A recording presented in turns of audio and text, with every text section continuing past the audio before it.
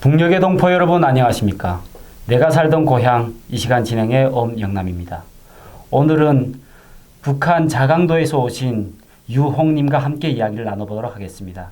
안녕하세요. 네, 안녕하세요. 네, 시청자 여러분께 소개 말씀 부탁드립니다. 네, 안녕하세요. 저의 고향은 북한 자강도 만포시이고요.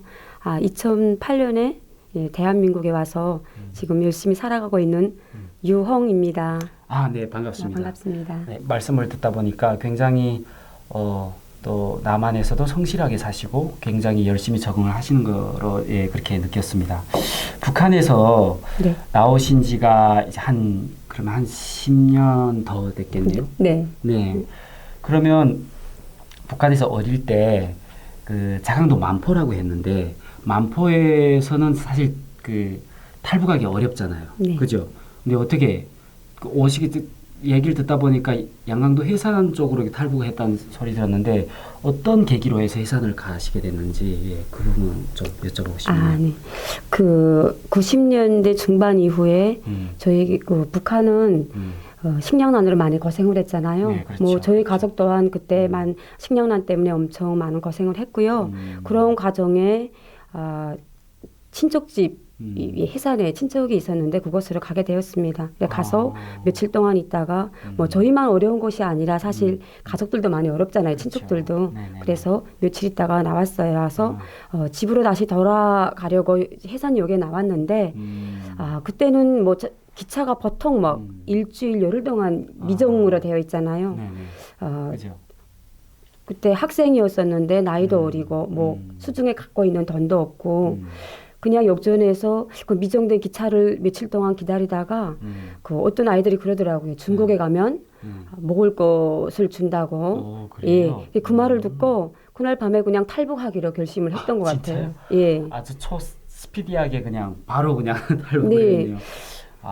그렇구나. 그 어떤 아이들이라는 게 보통 역전에 뭐 꽃제비 같은 애들도 있고, 그러니까 뭐 여기식으로 말하면 그 노숙자처럼 어린데 노숙자처럼 그런 애들도 있고, 아니면 진짜 그냥 거기에서 살고 있는 애들이 그렇게 물어봤는데 얘기했는지. 꽃제비 아이들이었어요. 꽃제비 애들. 네.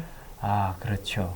그때 90년대 초반 이럴 때는 굉장히 북한이 어렵게 살고 있다 보니까 고난행군이라고 굉장히 역전 주변에 꽃집이들이 많았죠. 그렇군요. 그러면 그 전에 자강도 만포에서 사실 때 그때 그 학교 생활이라든가 이럴 때는 만포에서 사실 때는 그 고난의 행군 이전에 뭐 사시는 거는 괜찮았었어요?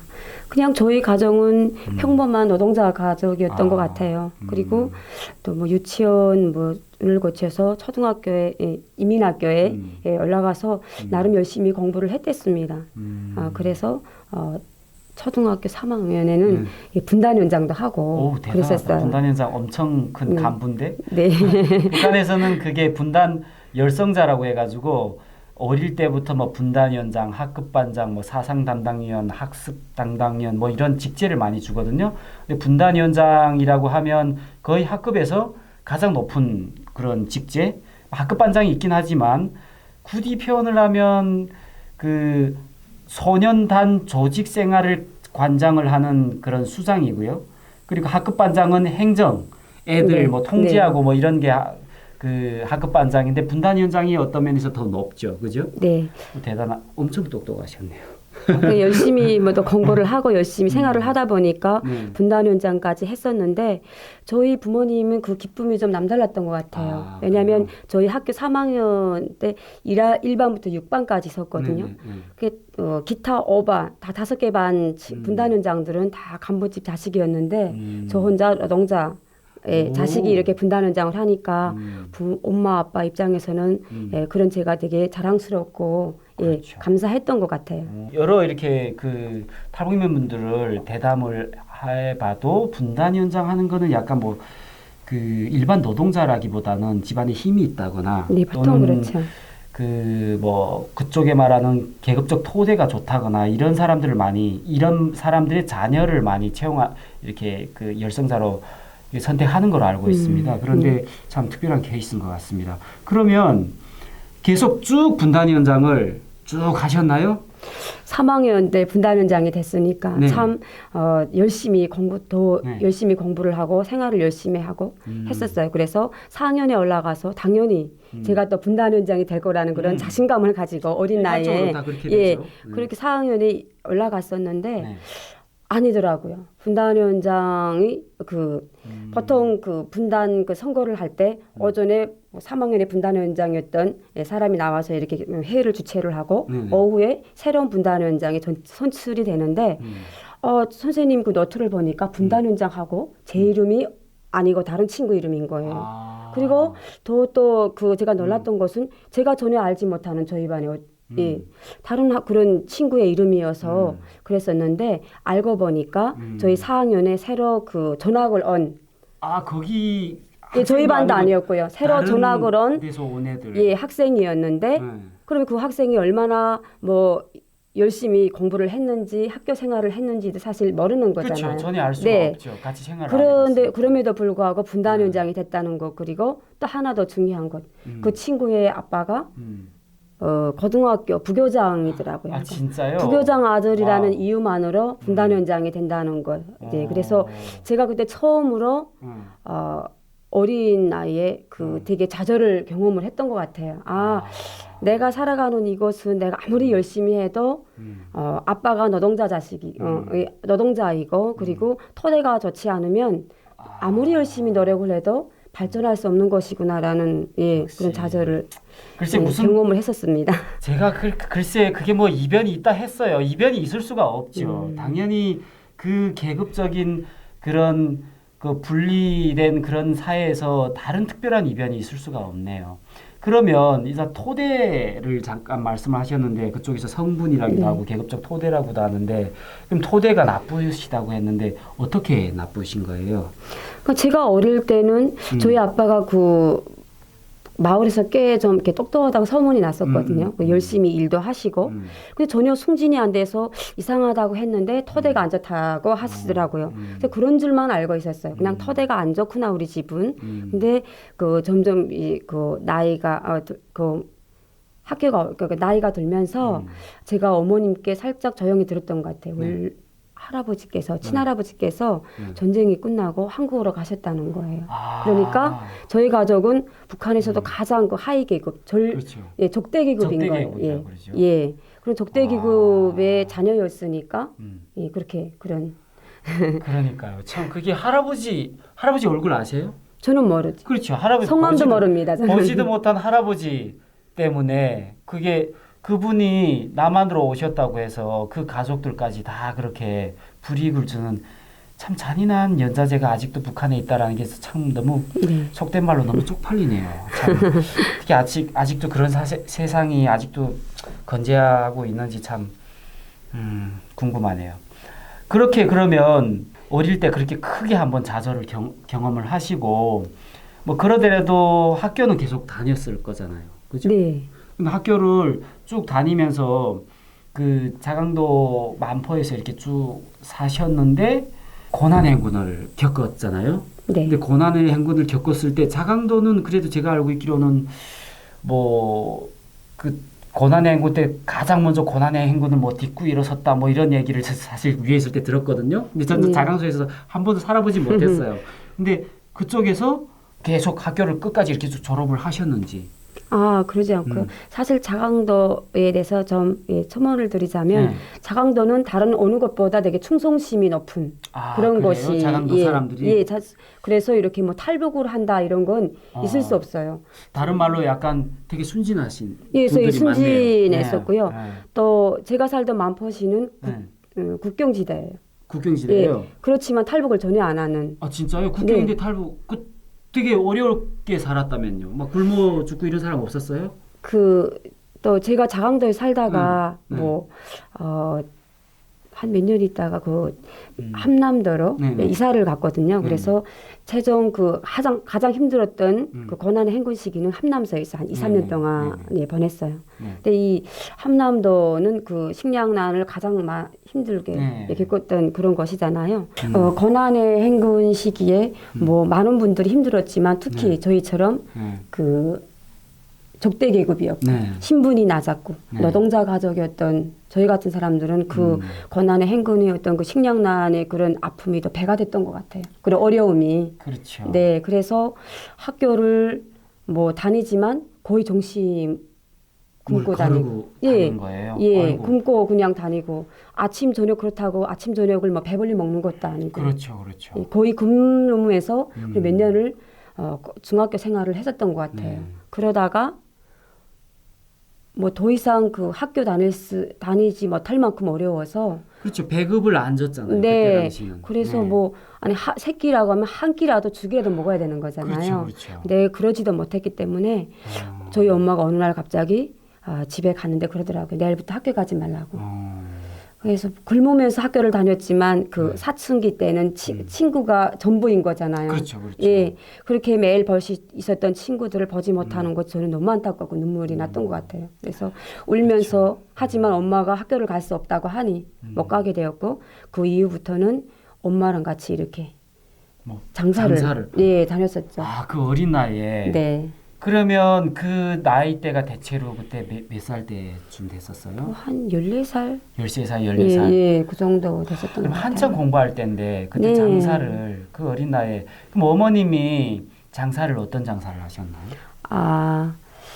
그 함경남도 거원 그쪽에서 네네. 농산물을 가지고 그 청진에 가요. 청진에. 청진에 가서 좀 비싸게 팔고 대거리를 한다고 하나요? 비싸게 팔고 그렇죠. 그리고 청진 그 수남시장에 가면 신발이 많이 싸게 나오잖아요. 그렇죠. 예. 그 신발을 가지고 또 함남도에 와서 팔고 이런 식으로 예, 장사를 했었습니다. 북한식으로 표현하면 달리기 장사라고. 네, 달리기. 네. 기차를 타고 그 수남 장마당이 그러니까 북한에서도 수남 장마당이 굉장히 큰 시장 그런 장마당의 하나인데 거기에는 크다 보니까 물건도 엄청 많이 팔고 하니까 좀 네. 저렴하죠.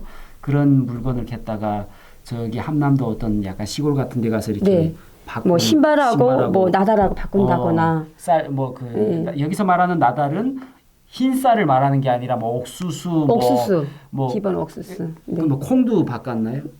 보통은 옥수수였고요. 그러니까 옥수수 이런 거로 물물 교환을 해서 그거를 또 다시 팔고 이런 식으로 했다는 거예요. 굉장히 고달픈 그게 네, 장사잖아요. 예, 그죠? 그리고 그 무거운 짐을 지고 그 역전 바로 앞에서 팔면은 또 비싸게 못 그쵸, 파니까 못 팔죠. 한 80리 100리를 걸어 들어가서 그때 어린 나이에 그거 다 메고 다녔었어요. 뭐 어머님은 뭐 당연히 무거운 거 저는 거의 좀 가벼운 쪽으로 했지만 어쨌든 80리 100리를 걸어 들어가야 되고 가면 조금은 비싸게 받을 수 있으니까 그렇죠. 네 그렇게 해서 장사를 했었습니다. 야, 참 너무 어렵게 힘들게 사셨네요. 저도 사실 그 고난의 행군이라고 어려울 때 저희 어머니랑 같이 그 달리기 장사라는 걸 같이 해봤거든요. 저도 그때 한 중학교 5학년쯤 되니까 한 15살, 16살 됐는데 청진에서 기름 장사를 했었어요. 기름 그러니까 먹는 기름. 콩기름. 그때 그 송이버섯이라고 그 일본에다가 팔면 그 우대 상품으로 콩기름을 받는데 콩기름을 겠다가 해산에다 팔고 또 해산에다 물건 겠다가 이렇게 했는데 정말 힘들었어요. 그 무거운 거를 어머니랑 같이 가서 이렇게 막 집을 문 두드리면서 물건을 팔고 막 그랬던 기억이 있었어요. 그리고 그 식량난이 심해지면서 네. 시골 사람들이 좀 많이 갑이 됐었잖아요. 그렇죠. 문 두드리고 들어가도 네, 네. 어떤 사람은 되게 귀찮아하기도 하고 저 그런 눈치도 보면서 장사를 좀 했던 것 같아요. 먹을 것이 부족하니까 먹을 것을 쌀을 지고 있는 사람들이 굉장히 갑이 됐죠. 예, 좀 힘이 있었죠. 그러니까 그렇게 어려움을 겪다 보니 결국은 양강도 해산으로 가게 됐다라는 말씀이신 건가요? 예. 다행히 양강도 해산은 고난의 행군 때 뭐 밀수라고 해가지고 중국 막 밀거래를 많이 하다 보니까 조금 고난의 행군 때 좀 잘 사는 동네로 좀 소문이 났었죠. 네, 예, 뭐 이렇게 당에 대한 충성심은 조금 부족하지만 당에 대한 충성심이 부족하니까 잘 사는 거죠. 잘 살았었죠. 그죠? 예. 그래서 그리고 또 저 해산 그쪽에 저희 친척이 있었어요. 그래서 좀 도움을 받을까 해서 갔었고요. 근데 뭐 저희만 어렵겠어요. 친척들도 당연히 같이 어렵고 그래서 거기서 한 며칠 머무르다가 더 있을 수가 없어서 친척이 자꾸 눈치 줘요? 가라고? 뭐 눈치까지는 아니지만 제가 알아서 그냥 어리지만 또 눈치는 빠르잖아요. 북한 그 학생들이 예. 그래서 더 있을 수 없다는 생각을 하고 해산역전에 왔어요. 집으로 돌아가려고. 근데 뭐 집에 간다고 기다리는 가족이 있는 것도 아니고 네. 또 저희 수중에 돈이 있었던 것도 아니고 그렇죠. 일단 나오긴 나왔는데 음. 근데 또 기차를 탈 수도 없었어요. 그때는 보통 뭐 일주일에서 열흘 미정이잖아요. 근데 미정이라면 끝나는 거잖아요. 네. 언제 미정이라는 올지도 말은 모르고. 기차가 연착이 돼가지고 아예 언제 올지 모른다는 예, 뭐 거죠. 예. 1시간, 10시간 뭐 이렇게 네. 우리가 뭐 그 시간을 뭐 말해줄 수 있는 게 아니잖아요. 그렇죠, 그들이. 그렇죠. 예. 그래서 미정에 대해서 역전에서 한 며칠을 있었던 것 같아요.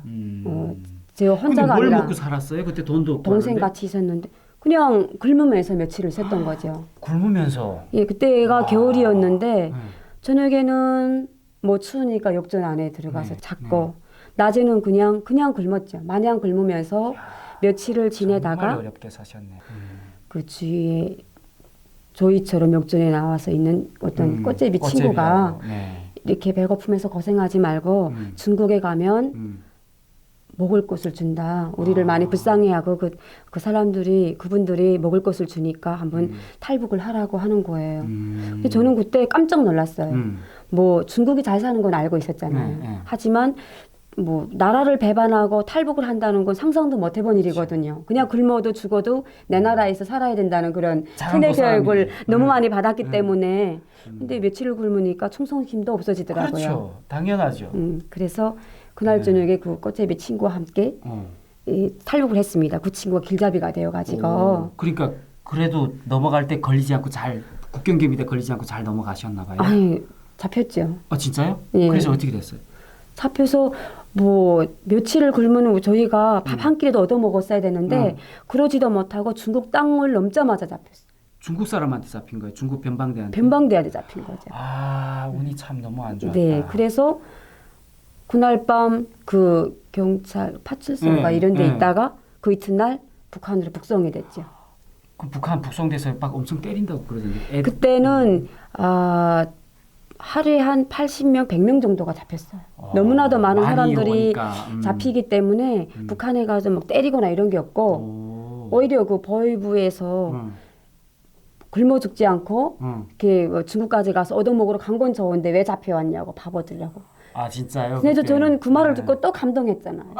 오, 내 나라에서 이렇게 우리를 이렇게 따뜻하게 감싸주는구나 어린 마음에. 네, 이게 다 세뇌 교육의 어떤 결과인 것 같아요. 이게 약간 좀 배경 설명을 해주자면 그때 고난의 행군 막 굶어 죽고 이러니까 그 하루에도 막 몇백 명씩 그 압록강과 두만강을 막 넘어갔거든요.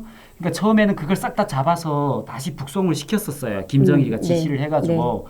근데 그걸 이자처럼 다 북송을 시키다 보니까 그 숱한 사람을 먹이 살리지를 못하는 거예요. 맞아요. 그리고 그 숱한 사람을 데리고 와봤자 어차피 이 사람들이 정부에서 하다못해 감옥에 있어도 옥수수 한 알이라도 줘야 된단 말이에요. 감당이 안 되는 거죠. 그러니까 일반 뭐 가정에서 어떻게 굶어 죽는다고 하면 또 그럴 수 있다고 생각하는데 감옥 안에 있으면 국가의 책임이 따르는 그렇죠. 거잖아요. 그러니까 잡혀가도 한 며칠 있다 그냥 내보내요. 그래서 김정일이가 내적인 뭐 지시라고 해가지고 그냥 넘어가서 배고파서 넘어간 애들 잡아가지 말라, 잡아주지 말고 그냥 내까려둬라고 사실상 방치를 했거든요. 근데 그거를 또 마치도 자기들이 되게 뭐 또 잘난 것처럼 그렇게 또 이용을 해먹네요. 아무튼 김정일 때는 그런 게 있었습니다. 요즘에는 김정은이가 엄청 난속을 하죠. 요즘은 뭐 거의. 그러면 재탈북을 하신 거네요, 나중에? 그래서 북송이 돼서 뭐 2, 3일 정도 감옥에 집결소에 있었고 그러다가 그냥 내보냈어요. 내보내서 나왔는데 그때가 아마 어우였던 것 같아요. 나왔는데 그 어린 마음이 너무 슬펐어요. 왜냐하면 그 집결소에 있을 때는 그래도 그 안에 있으니까 이렇게 뭐 난방이 되어 있는 건 아니었지만 많은 사람들이 있었으니까 따뜻하게 했단 말이에요. 근데 이거 추운데 뭐 한 방에 막 몇십 명이 있으니까 그 언기려 해가지고 근데 나오니까 가 있을 것도 없고 춥고 그래서 그냥 집결소에 나오는 그 길로 그냥 탈북을 또 했었습니다. 그 두 번째는 성공을 하셨나요? 두 번째는 다행히 성공을 했었어요. 아이고. 다행히 성공을 했었는데 그게 또 뭐 가서 이렇게 또 편하게 어떻게 얻어먹고 살 수 있었던 것이 아니고 그렇죠. 너무나도 많은 사람들이 탈북을 하고 하니까 중국에서도 막 그런 뭐 파출소에서 뭐 북한 사람들이 오면 신고하라고 예, 다시 했었어요. 예, 북송시키려고. 북송시키겠다고. 그래서 막 신고할까봐 걱정을 했는데 정말 누가 신고를 했었어요. 그리고 그날 밤에 경찰차가 왔고 저희 동생하고 저는 산으로 뛴 거예요. 도망을 갔어요. 예, 도망을 가서 그날 밤에 그때가 2월 말 3월 초 잘 기억 어쨌든 3월 초였었는데 눈이 무릎 위까지 와요. 그렇죠. 원래 장백은 좀 춥잖아요. 네, 맞아요. 백두산 근데 근처니까. 어떤 초인적인 힘이 생겨서 그거 잡히지 않겠다고 그 밤에 뛰는지 모르겠어요. 뭐 엄청 열심히 막 뛰어서 살겠다고 뛰어가지고 보이지 않는 그 산속으로 갔었는데 어떤 어두막이 하나 있더라고요. 어떤 이런 어두막이 있어서 그냥 들어갔어요. 들어가서 잤습니다. 자고 아침에 일어나서 봐서 깜짝 놀랐어요. 왜요? 문을 열어보니까 공동묘지인 거예요. 공동묘지 그러니까 묘를 봐주는 어떤 오두막 같은 오두막이었던 거예요. 거기서 잤어. 그래서 너무 놀랐고요. 근데 그렇게 춥고 배고팠는데 왜 잠이 잘 왔던지 모르겠어요. 근데 북한에 속설이 하나 있는데요. 예. 묘지 근처에 가게 되면 굉장히 잠이 잘 온다라는 예, 속설이 그런 있어요, 것도 사실. 있고 네. 아무리 춥고 배고팠지만 저에게는 그 든든한 동생이 있어가지고 서로 의지할 수 있어서 아마 잠이 잘 오지 않았을까. 그 동생분 오셨나요? 아니 못 왔죠. 그래서 어두막에서 나와가지고 또 더 깊은 산으로 들어갔다 갔었어요. 그 2, 3일 동안 집결소에 있으면서 또 많은 소식을 저희 정보를 좀 접했었어요. 중국 그런 이런 변방에 있지 말고 깊은 산 속으로 들어가면 들어갈수록 그 무사할 수 있고 되게 잡히지도 않고 안전하다. 그래서 몇 시간을 걸어서 그런 시골에 들어갔고요. 갔는데 그곳에서도 그러더라고요. 자기네가 뭐 재워줄 수는 없고 예, 그냥 밥 한 끼 정도 줄 수 있다. 그래서 먹고 다시 저희가 있을 때 어두막으로 다시 나오게 된 거예요. 그리고 그날 밤에 저희가 동생 보고 말을 했죠. 이렇게 북한으로 다시 돌아가기에는 우리가 아무것도 가진 것도 없으니 네가 먼저 북한에 가고 이틀 후에 언니가 뭐 옥수수였던 잎살이 됐던 그 곡식을 얻어가지고 갈 거라고 약속을 하고 동생을 보냈습니다. 그랬는데 못 간 거죠. 근데 참 어찌 보면 북한을 탈출해서 중국에 도착을 했었지만 북한을 아예 떠나서 뭐 다른 나라에서 살고자 하는 마음은 없었네요. 그러고 보니까. 없었어요.